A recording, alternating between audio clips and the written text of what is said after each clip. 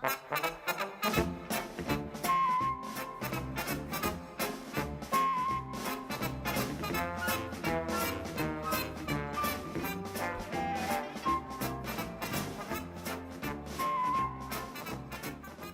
reaching Skegness, I was a bit disappointed. It reminded me of West Kirby, my RAF basic training camp. Not surprising really, because although this camp was built in 1936, in 1939 it was taken over by the Navy and known as HMS Royal Arthur. That must have pleased the local girls, more than enough sailors to go round.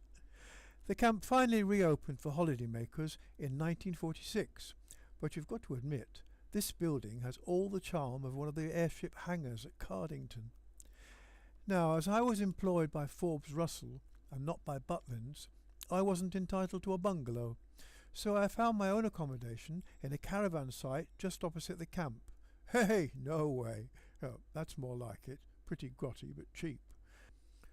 Our wages were not great, but we, the actors, earned a few extra pounds by working in Butlin's reception area, checking in the new arrivals. As the punters had not yet seen us on stage, we suffered no loss of faith. Now each of the Butlins camps had a playhouse, and Forbes Russell had to choose a cast, a director, and 6 plays. And the difference with our Skegness group was that our director, Alan James, had also written one of the plays chosen that year. It was a heavy Welsh melodrama called To Walk at Night. I played the lead role, a confused young man, a poetic dreaming misfit who is accused of murder. Having the author as director meant that the drama was performed as he wanted it, but we heard that some of the camps were playing it for laughs, and of course this upset Alan. Mind you, one night we had an unintentional farcical ending. One of the duties of Butlin's redcoats was to patrol the bungalows in the evening, and if any babies were heard crying, the information was forwarded to each of the recreation centres, where a redcoat would flash a sign at the side of the stage saying, "Baby crying in bungalow," whatever.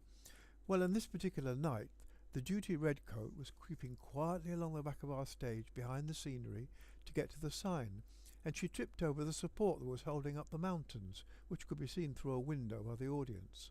So, in my closing speech, I was gazing into my Judy Garland Star is Born spotlight, saying, I'm going into the hills, high up into the hills. And suddenly the hills came crashing through the window to meet me. Not the ending we wanted, more the response we wanted on the following night's play, Watch It Sailor.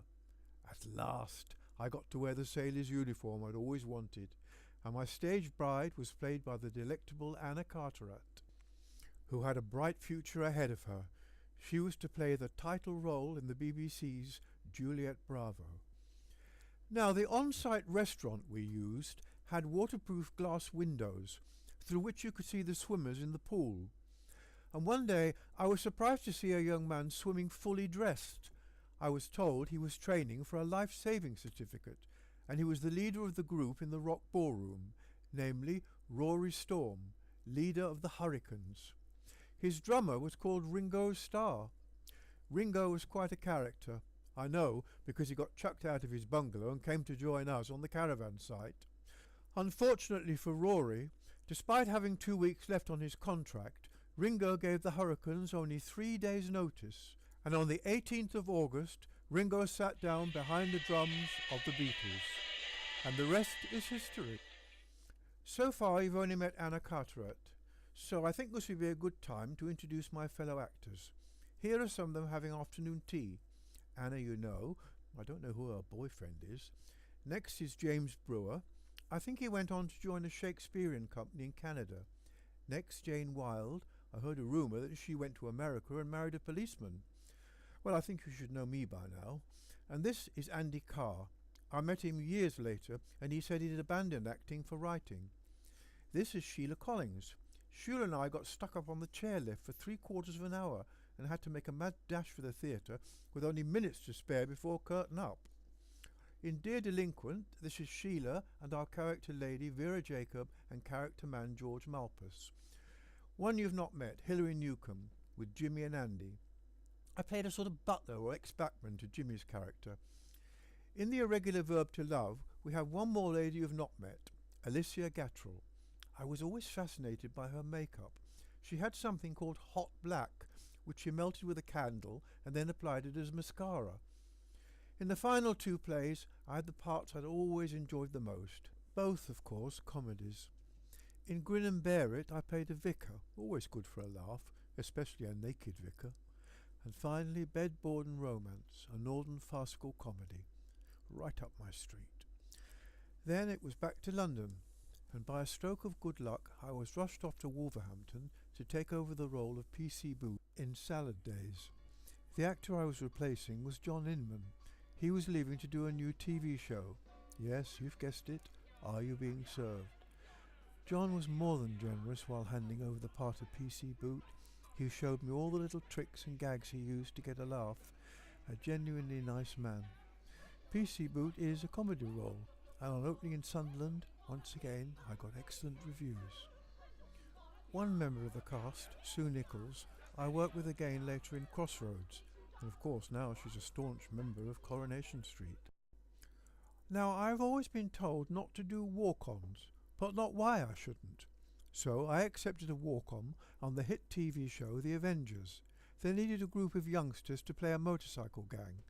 The exterior shots were filmed by real motorcyclists, and we did the interiors. Now I was lucky enough to be picked to do a mock sword fight with Donald Webster, using Coke straws. It really was all great fun, and we rounded off the day having our picture taken with Patrick Macnee for a photo that was hopefully going to be in the Radio Times. And so we move on. This time it's back to the theatre, for a special week at Nottingham's Theatre Royal, a thriller starring Mary Allen called Something to Hide. I played a garage mechanic, not particularly interesting, but it was work. My next booking looked a bit more promising, a pantomime. I was booked to play Simple Simon in Babes in the Wood. It's back to the theatre, at the Civic Theatre, Chelmsford. But the production didn't really feel it was working, and this was confirmed by poor reviews. Things like, I quote, "Nicola Pendrell as Maid Marian came over rather better than most, and Glenn Stewart made the best of a sorry part of Simple Simon." Huh, talk about down to earth with a jolt. It's enough to make you reach for an axe. And I've got absolutely no idea where I got this modelling job. Now about this time I bumped into James Brewer again. No, this isn't an excuse to show off my sailor suit. Jimmy told me that Brian Way, who created London Theatre Centre, specialising in children's theatre in the round, was casting for a production of Pinocchio. And Jimmy offered to introduce me to Brian Way. Now, I'd only just left the Scala Theatre, where I'd auditioned for Peter Pan, and I was feeling a bit grumpy, as I'd been told the lead role of Peter was traditionally played by a girl, and Julia Lockwood was already cast for the part. But they offered me a part of Slightly, one of the Lost Boys. Anyway, I took Jimmy at his word, and off we trotted to North London to meet Brian. I was a bit nervous when he asked me to improvise, something I'd never done, but I must have done something right, because he offered me a part. The part. The title role of Pinocchio. Wow! The production was to reopen the Lyceum Theatre after 25 years as a Mecca ballroom. Now, if you've been doing your maths, you'll have worked out that I was no longer very young. In fact, I was now 28. The nose job had helped, and that I was still skinny. So, with gleeful enthusiasm, I threw myself into Pinocchio. And once I got going, well, I felt I was born for the part. And the critics, well, they were kind enough to agree. Now, Jimmy Brewer also introduced me to one of the girls he'd met while he was at Webber Douglas Drama School. She was a Liverpool girl named Nola York. Nola told me that as well as being an actress, she was also a singer and songwriter. Well, we hit it off straight away, and it wasn't long before we were writing songs together. Nola had been at school with John Lennon, so I hoped some of his magic had rubbed off on her. Nola landed a small part in Z-Cars, a popular weekly TV show, about the same time as I finished Pinocchio, and I was looking for work as well, so I got in touch with Z-Cars directors to see if there was any chance of future work. He offered me a spot on the following week's show as a singer in a youth club, but I said I didn't play guitar, but that Nola York from his show last week did, and could we sing together? Actually, we'd only sung together to make demo discs, but he auditioned us, he liked us, and we got the booking. In return, we did a charity show with some of the cast. After that, just for fun, we occasionally sang at the Little Theatre Club in Covent Garden. Nola and I concentrated on songwriting, and she recorded a couple of our songs for Philips, A Whole Lot of Lovin', and You Just Didn't Want to Know. My little baby's got a whole lot of lovin'. My little baby's got a whole lot of lovin' for me. You just didn't wanna know.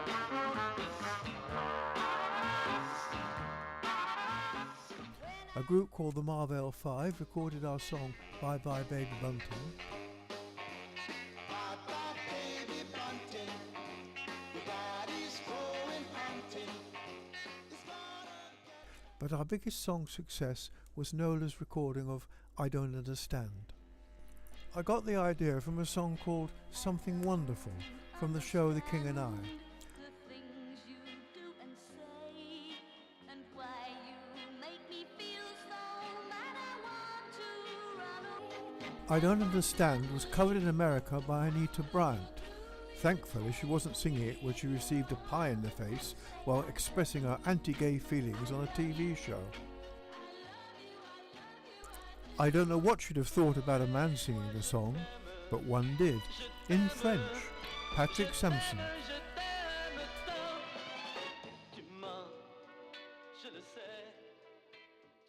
My next acting job was for BBC TV, a programme about Alfred Lord Tennyson, directed by Melvyn Bragg.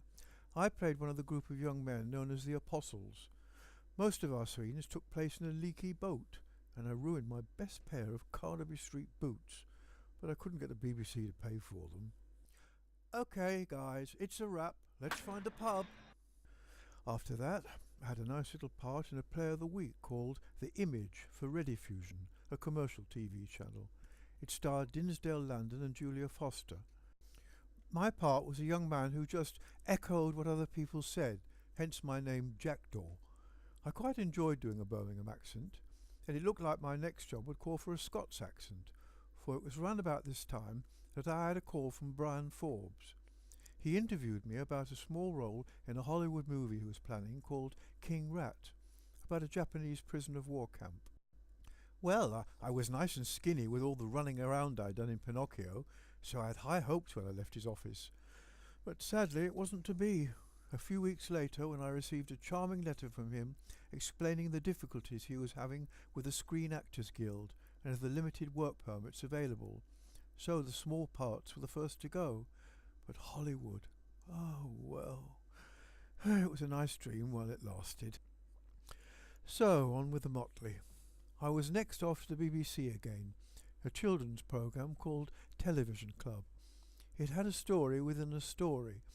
The regular cast were two teenage children, one boy, one girl, and they visit an old Elizabethan house.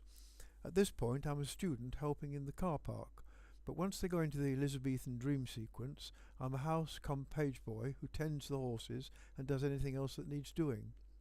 The best part of the show was the elaborate Elizabethan meal set out on a huge table. It was all fresh cooked, and every time they stopped filming we'd all sample whatever was nearest. Ever since this programme I've attempted to recreate one of the dishes I tasted, chicken boiled in leeks. It was really tasty. Next, a pleasing phone call, asking if I would like to reprise my part in Pinocchio, this time at the Apollo Theatre in Shaftesbury Avenue. Of course I would. It was every actor's dream to play a West End theatre. And I just had time to do a small part in Crossroads before Pinocchio rehearsals started. In Crossroads I was reunited with Sue Nichols from Salad Days. I played her temporary boyfriend. Sue played a wonderful comedy character named Marilyn. She was very funny. She played it in a rich Birmingham accent. Very impressive for someone who can claim the title of Honourable Lady. It was round about now that we began to feel very cramped in our tiny Soho rooms, so we went flat hunting, and David found a large second-floor flat in Great Portland Street, just by the BBC. There were lots of rooms, so David, me, and a friend called Tony moved in. But we all said we missed the lively atmosphere of Soho. Now, at the time of this recording, I have an article in front of me from the Daily Mail, about the collapsed ceiling at the Apollo Theatre. I was wondering if our enthusiastic chases around the theatre during our run of Pinocchio helped to loosen the plaster. Unlike the Lyceums in the round flat area, the Apollo was rather cramped as we had to work within the Boeing set of the evening show. Plus we were high up on a stage. But this didn't stop the children climbing onto the stage during the interval and dripping their ice cream over a sleeping Pinocchio. At one performance we were graced by the presence of Mrs. Churchill, with her young nephew, and my mother. Mum didn't like travelling, but Brother Stuart persuaded her to come up to London to see Pinocchio and help celebrate my 30th birthday. I think she was rather taken aback by my energetic performance, even though I was sure the scaffolding and the ramps that I had to leap off, they were all much higher than last year. Now, unknown to me, during the run of Pinocchio, some of the cast were writing to the soon-to-be-opened Ivan Arno Theatre, so it was quite a shock when I got a letter inviting me down to Guildford to be interviewed by Laurie Lister, who was to be the theatre's first artistic director. So I went. And he had seen me in Pinocchio, and he asked me if I'd be interested in playing Puck in the forthcoming Midsummer Night's Dream production. It was obvious to everyone but me that I could do it, but I was scared of the very word Shakespeare, and I told him so. He generously offered to coach me for the part, and as the production was a few months away, he suggested I go away and I think about it. Meanwhile, I continued writing and singing with Nola, and we were booked to do a stage version of a popular TV show called Stars and Garters, a show which I'd done a few times as a walk-on extra.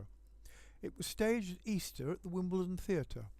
We were billed as the most exciting singing discoveries of 1965. Then we went up to Nottingham, to the Rio Music Hall, to do a variety show with Tommy Trinder.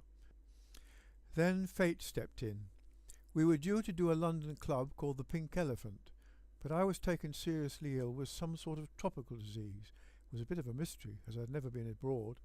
Anyway, while I was in hospital, a fellow actor and member of the little theatre club called Terry Whale took over my singing spot, and on my return we worked as a trio and called ourselves the Bow Bells.